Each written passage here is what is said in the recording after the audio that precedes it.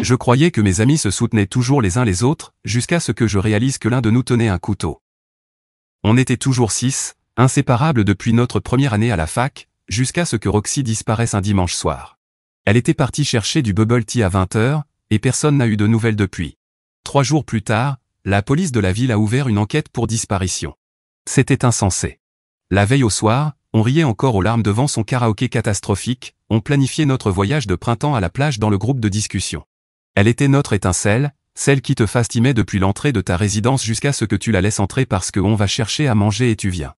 Sans elle, on s'est tous repliés dans nos chambres, et le groupe n'était plus qu'un échange de TikTok sans réponse. Après quelques semaines, on a essayé de se reconnecter, mais Connor refusait de parler de cette nuit-là. Il était la dernière personne à l'avoir vue.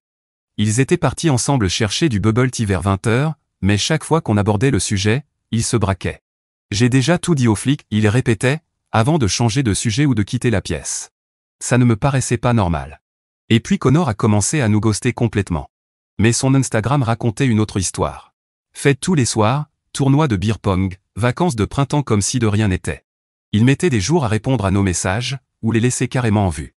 Le groupe supposait que Connor souffrait plus que les autres. La nuit du karaoké, il avait encore une fois déclaré sa flamme à Roxy devant tout le monde. Elle lui avait donné le même refus doux que d'habitude, tu sais que je t'aime, mais pas comme ça. Il avait ri et commandé une autre tournée, mais on savait tous à quel point il l'aimait vraiment. Connor continuait de nous ignorer, sauf quand on évoquait la recherche de Roxy. Là, il répondait instantanément.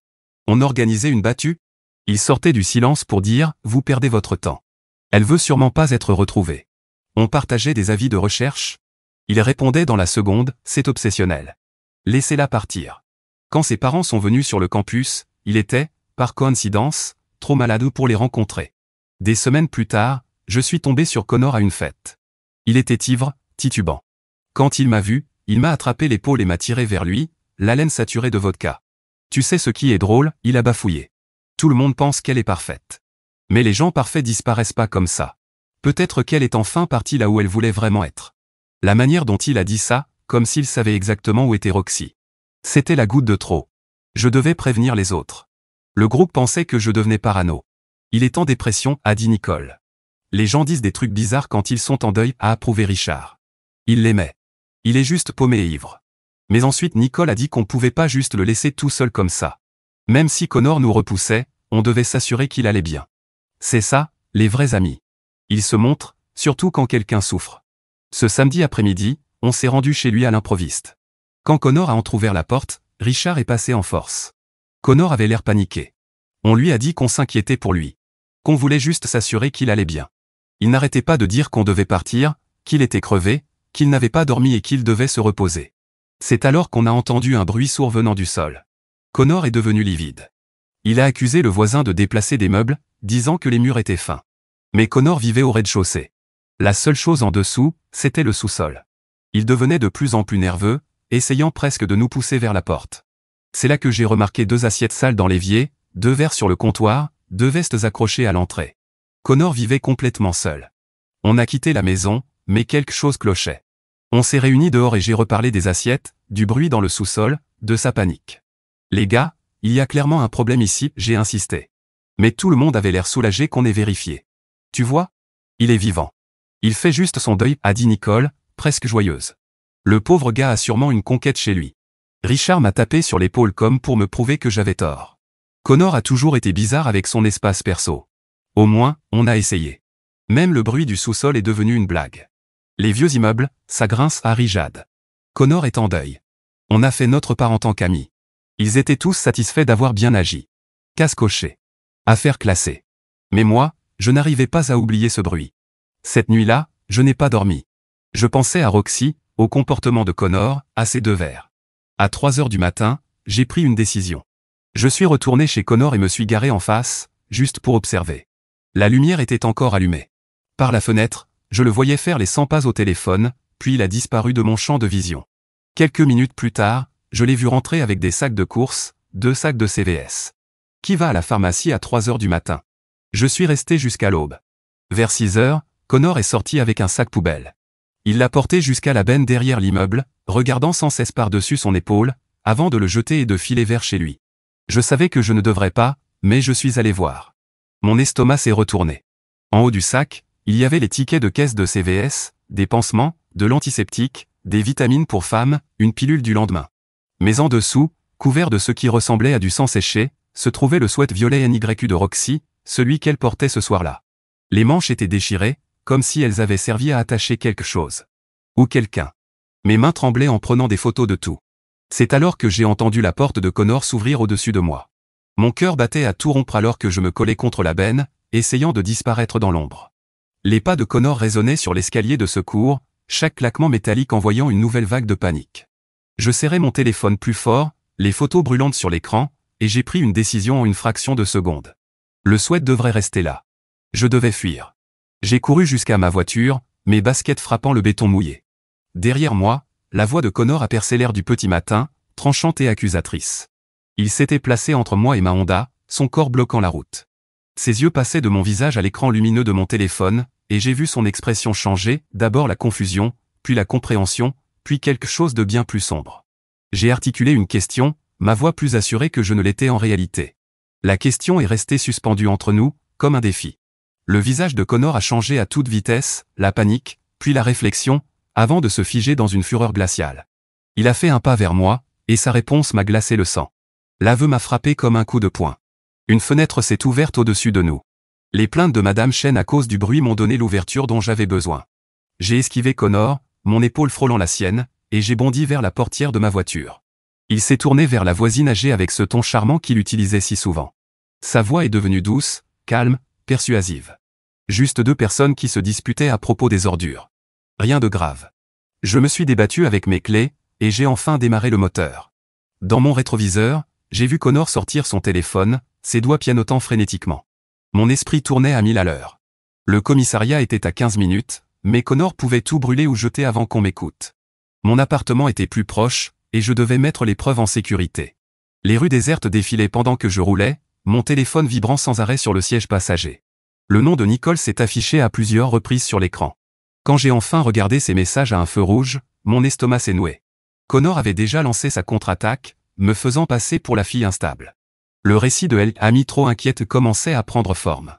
J'ai déboulé dans mon appartement sans même prendre la peine de verrouiller la porte.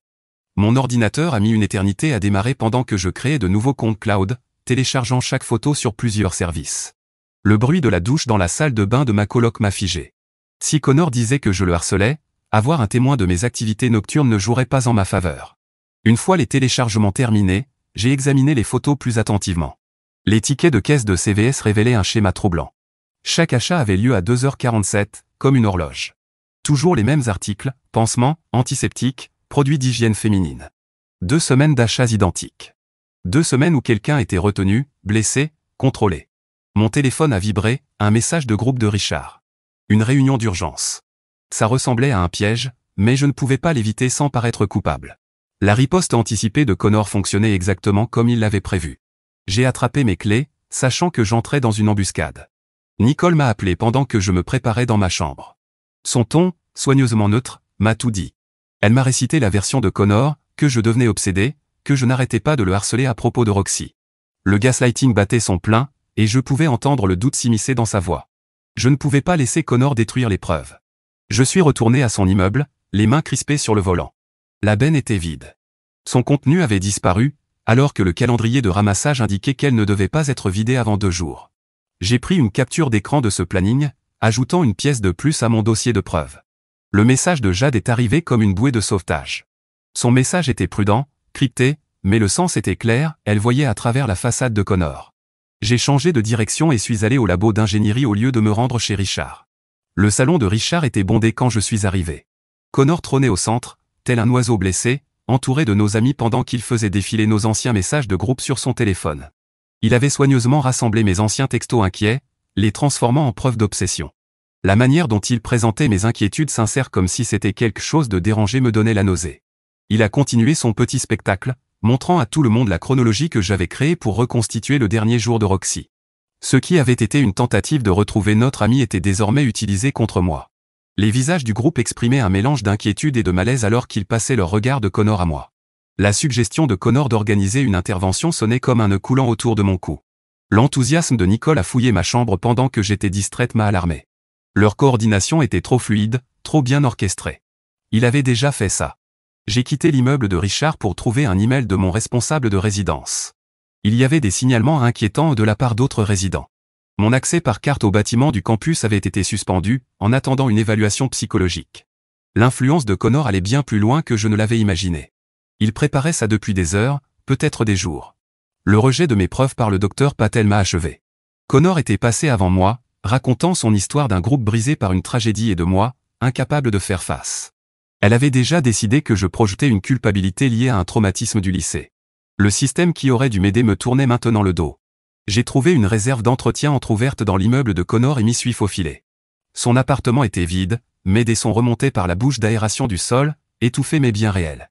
Quelqu'un se trouvait en dessous, dans un sous-sol qui était censé ne pas exister. Sa salle de bain révélait d'autres indices, de longs cheveux noirs dans la bonde, certainement pas les siens, et son téléphone qui chargeait sur le comptoir, affichant une pluie de notifications d'une application de pharmacie, rappel de médication, alerte de renouvellement, minuterie de dosage. Il gérait le traitement médicamenteux de quelqu'un. Les données de Jade, au labo d'ingénierie, étaient encore plus révélatrices. Elle avait suivi l'usage du badge de Connor sur le campus, révélant un schéma de visite nocturne régulière dans le sous-sol de l'ancien bâtiment de psychologie. Les horaires coïncidaient parfaitement avec ses passages à la pharmacie. Il gérait 2 lieux, alternant entre eux comme une horloge. Le message d'Emma est arrivé pendant qu'on travaillait. L'ex de Connor, en 2e année. Celle qui avait changé d'université en plein semestre sans explication. Sa volonté de parler de ce qui s'était vraiment passé m'a donné autant d'espoir que d'angoisse. Le message privé de Richard m'a surprise. Il avait remarqué les incohérences dans l'histoire de Connor, et Nicole avait trouvé mes liens de stockage cloud. Il voulait me rencontrer en secret, sans que Connor le sache. Les fissures dans son système de soutien commençaient à apparaître. La story Instagram de Connor le montrait à un moment convivial, jouant à merveille le rôle de l'ami en deuil. Mais la capture d'écran de sa géolocalisation envoyée par Jade racontait une autre histoire. Alors qu'il était censé être avec des amis, son téléphone était localisé près du bâtiment de psychologie. Encore une visite nocturne à son 2e site. Le docteur Martinez, de la sécurité du campus, m'a appelé alors que je roulais vers un dîner hors campus.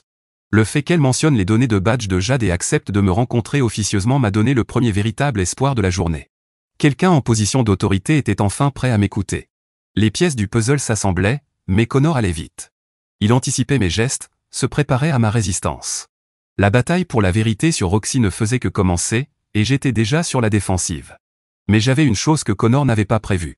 Des amis qui commençaient à douter de lui, des preuves qu'il ne pouvait pas effacer, et une détermination à retrouver Roxy que ni le gaslighting ni la manipulation ne pourraient briser.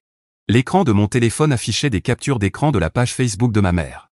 Connor lui avait envoyé des messages, jouant encore au bon ami inquiet, lui disant que je faisais une crise mentale à l'université.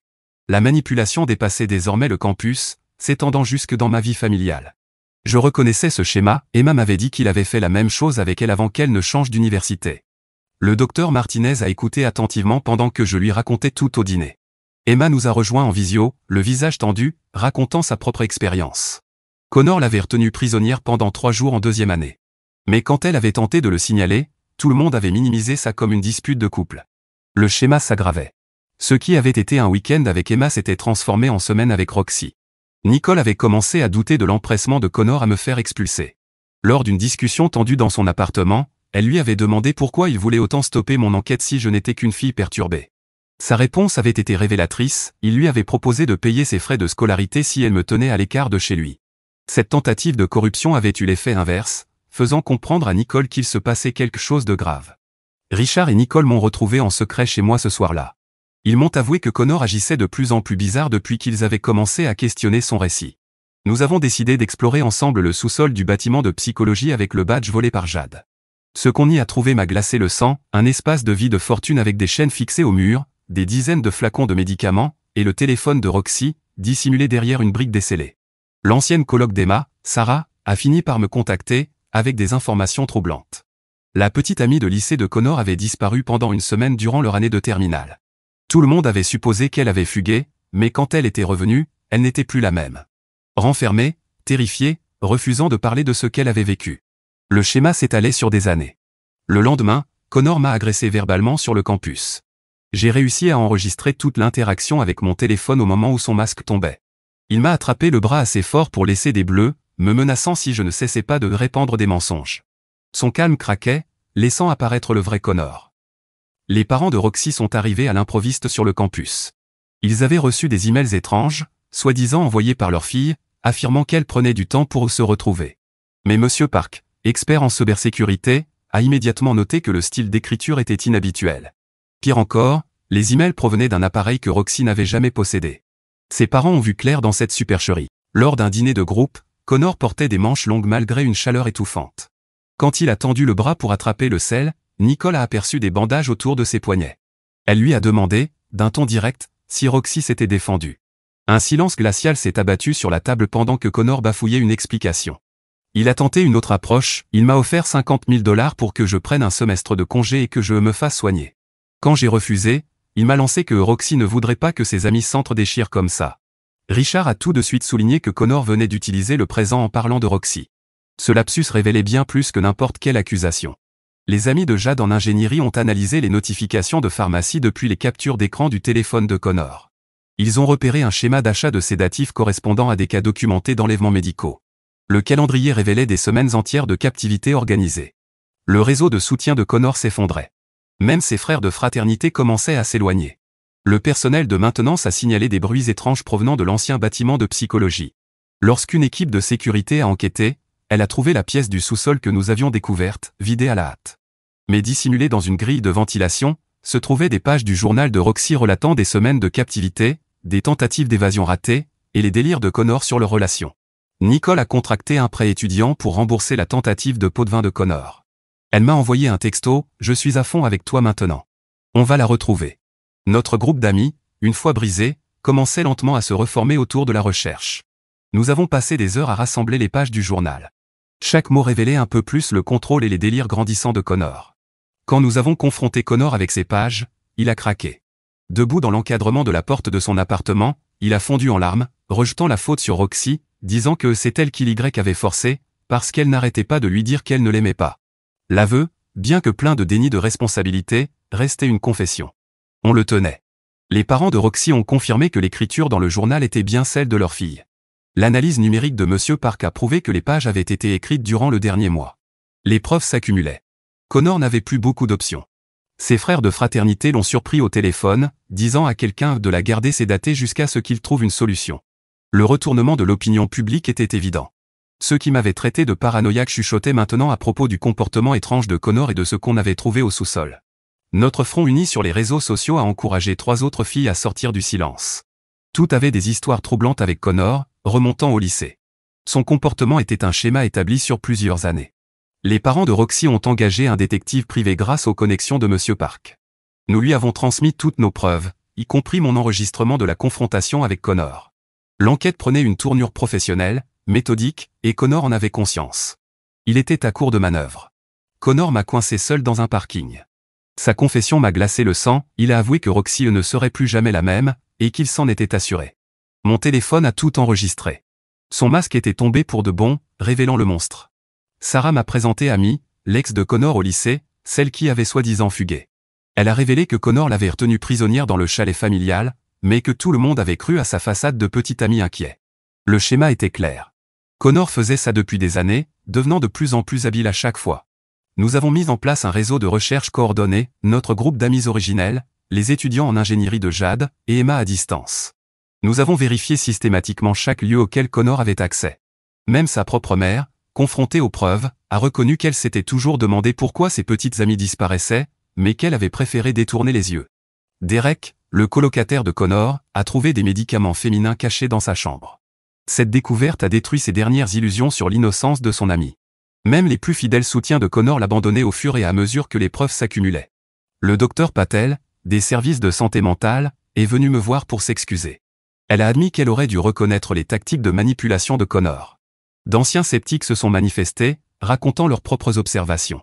Des inconnus ont déclaré avoir vu Connor acheter des produits féminins chaque semaine, toujours tard dans la nuit, toujours seul. Le détective privé a confirmé que les achats chez CVS de Connor correspondaient à un régime médical précis destiné à maintenir une personne sédatée, mais en vie. Les preuves démontraient une captivité prolongée, délibérée. Les parents de Roxy ont donné à Connor 24 heures pour révéler l'endroit où se trouvait leur fille, avant de s'en occuper eux-mêmes. Lors d'une fête sur le campus, Connor a fait une crise publique. Il s'est mis à hurler sur les femmes ingrates qui ne savent pas apprécier un vrai amour, révélant son vrai visage à tout le monde. Les enjeux étaient désormais clairs. Il fallait retrouver Roxy avant que Connor ne fasse quelque chose d'irréversible, ou avant que ses parents ne décident de se faire justice eux-mêmes. Au lieu de me réjouir de nos avancées, j'ai contacté la mère de Connor avec compassion. Je lui ai demandé de nous aider à sauver Roxy et Connor. Elle m'a révélé que la famille possédait un terrain à 20 minutes de là, où Connor passait ses étés enfants. Grâce à un croisement minutieux des lieux, des achats et de son emploi du temps, nous avons identifié 3 emplacements possibles. Connor a été arrêté au 2e endroit, mais Roxy n'y était pas. Il a ri pendant qu'on l'emmenait, nous narguant, vous ne la retrouverez jamais à temps. Sa mère s'est souvenue de détails supplémentaires. Connor avait un atelier dans une vieille grange, où il passait des heures seul adolescent. L'équipe de recherche s'est immédiatement mobilisée, pendant que l'avocat hors de prix de Connor plaidait pour sa libération immédiate pour vice de procédure. Le temps pressait. L'appel de Derek est arrivé alors que nous approchions de la propriété. Il se souvenait que Connor parlait souvent du Storm Cellar insonorisé, aménagé pour les répétitions musicales au lycée, parfait pour cacher quelqu'un. L'équipe s'est dispersée dans cette propriété envahie par la végétation, inspectant chaque structure pendant que l'avocat de Connor déposait plainte pour harcèlement, contre moi. La porte du Storm Cellar était cadenassée de l'extérieur, mais des empreintes fraîches menaient jusqu'à un tuyau de ventilation sortant du sol. Quelqu'un la nourrissait par là. Les engins de chantier de Monsieur Park sont arrivés en quelques minutes, et nous avons brisé le cadenas avec précaution, les ambulanciers en alerte. L'odeur nous a frappés en premier. Un air vicié, mélangé à des relents d'urine, de peur, de désespoir. Roxy était là, enchaînée au mur, gravement amaigrie, à peine consciente sous l'effet des médicaments forcés. L'équipe de secours travailla méthodiquement pour l'extraire, documentant chaque détail comme preuve, tandis que je lui tenais la main. Elle réussit à me la serrer faiblement. Dans l'ambulance, les premiers mots cohérents de Roxy sortirent dans un murmure. Elle me dit qu'elle savait que je la retrouverais, que Connor n'arrêtait pas de dire que tout le monde pensait qu'elle avait fugué, mais qu'elle savait que moi, je ne le croirais jamais. Les ambulanciers lui administrèrent davantage de fluide alors que nous foncions vers l'hôpital. L'avocat de Connor réagit vite. À peine avions-nous atteint les urgences que des accusations de harcèlement étaient déjà déposées contre moi, affirmant que la fouille avait constitué une violation de propriété privée. L'avocat soutenait que la propriété familiale de son client avait été envahie sans mandat. Mon téléphone vibrait sans arrêt, les notifications s'enchaînaient tandis que la contre-attaque juridique gagnait du terrain. Le doyen me convoqua dans son bureau le lendemain matin. L'influence de la famille de Connor avait atteint l'administration. Je risquais l'expulsion pour avoir participé à ce que l'on appelait désormais une « justice de justicier » ayant conduit au sauvetage de Roxy. L'ironie ne m'échappa pas. J'avais sauvé mon ami, mais je risquais de tout perdre en retour. Les parents de Richard menacèrent de ne plus payer ses frais de scolarité s'il ne prenait pas ses distances. La famille de Nicole exprima des inquiétudes similaires. Un par un, les membres du groupe d'amis qui s'étaient unis pour retrouver Roxy commencèrent à se désolidariser sous la pression juridique et financière. Je comprenais leur choix, mais je sentais l'isolement se refermer sur moi. Debout seul dans le bureau du doyen, je me retrouvais face à un choix. Accepter un accord, abandonner toute procédure en échange de mon maintien à l'université, ou risquer l'expulsion pour m'assurer que Connor soit traduit en justice. La décision me prit moins d'une seconde. Je choisis la justice, sachant que cela déclencherait une cascade de batailles juridiques. L'audience préliminaire réunit tout le monde dans une même salle, les survivantes, les familles, les amis, et Connor, qui continuait à parler de simples malentendus malgré les preuves accablantes. Son avocat le présenta comme un jeune homme troublé ayant besoin d'aide, pas de prison. Roxy témoigna en visioconférence depuis son lit d'hôpital. Son récit détaillé de la captivité, des médicaments forcés, des chaînes, et des délires de Connor à propos de leur avenir détruisit toute trace de sympathie possible. Sa voix resta posée, même lorsqu'elle décrivit les pires moments. L'équipe de cybercriminalité du FBI fit une découverte choquante. Connor avait enregistré des vidéos de ses victimes comme « assurance », les stockant dans des comptes cloud cryptés. Les preuves qu'il avait créées pour se protéger devinrent les éléments les plus accablants contre lui. Le visage de son avocat blêmit tandis que les vidéos défilaient une à une devant la cour. La mère de Connor vint témoigner contre son propre fils. Elle révéla des journaux intimes troublants écrits pendant son enfance, qu'elle avait cachés par honte, détaillant ses fantasmes précoces de domination sur les femmes. Son témoignage, livré en larmes, fit définitivement pencher la balance. Le procureur me prit à part pour me poser une question. Souhaitais-je poursuivre Connor avec les charges maximales, pouvant mener à la prison à vie, ou soutenir une peine axée sur la réhabilitation? Je pensais à Roxy dans cette cave, aux années perdues d'Emma, au traumatisme d'Amy. Le choix était clair. Peine maximale. Ma décision divisa définitivement notre groupe d'amis. Certains comprenaient la sévérité de ma position, conscients que le schéma de Connor ne ferait que s'aggraver jusqu'à peut-être coûter une vie.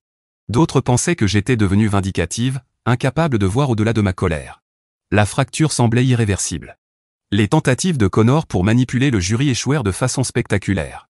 À mesure que les survivantes défilaient à la barre pour raconter leur histoire, son comportement devint indéniable. Emma fit le voyage pour témoigner en personne. Amy trouva le courage de parler publiquement pour la première fois. Ensemble, elles dressèrent le portrait d'un prédateur ayant perfectionné ses méthodes pendant des années. Dans un geste désespéré, Connor tenta de simuler une tentative de suicide dans sa cellule, espérant susciter la compassion.